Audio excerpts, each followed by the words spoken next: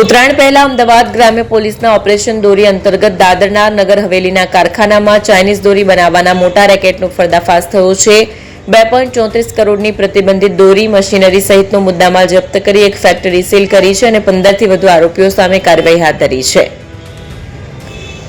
અમદાવાદ ગ્રામ્ય એસઓજીની ટીમે ચાઇનીઝ દોરીને લઈ ઓપરેશન દોરી નામે મોટી કાર્યવાહી કરી અંતતઃ 2 કરોડ 34 લાખથી વધુનો પ્રતિબંધિત ચાઇનીઝ દોરીનો મુદ્દામાલ કબજે કર્યો છે।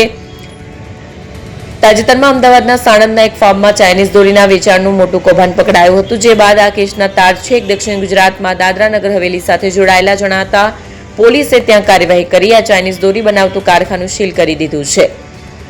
વિગતવાર વાત કરીએ તો ઉત્તરાયણ પહેલા પ્રતિબંધિત ચાઇનીઝ દોરી વિરુદ્ધ અમદાવાદ ગ્રામ્ય એસઓજીએ ઓપરેશન દોરી અંતર્ગત મોટી કાર્યવાહી હાથ ધરી છે, જે અંતર્ગત સાણંદના રમણગઢ ગામમાં ચાઇનીઝ દોરી વેચાતી હોવાની બાતમી મળતા પોલીસે ભીખાભાઈ શાંતિભાઈ રાણાના સાણંદના ફાર્મ હાઉસમાં રેડ કરી હતી। નેક્સ્ટ,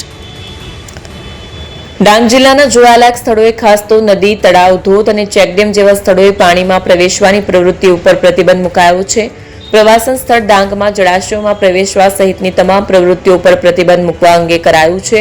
જિલ્લાના જોવાલાયક સ્થળોએ ખાસ તો નદી, તળાવ, ધોધ અને ચેકડેમ જેવા સ્થળોએ પ્રતિબંધ છે। જિલ્લા અધિક મેજિસ્ટ્રેટ યુવી પટેલે જણાવ્યું કે આ જાહેરનામું જિલ્લાના સમગ્ર વિસ્તારમાં તારીખ 17 ફેબ્રુઆરી સુધી અમલમાં રહેશે।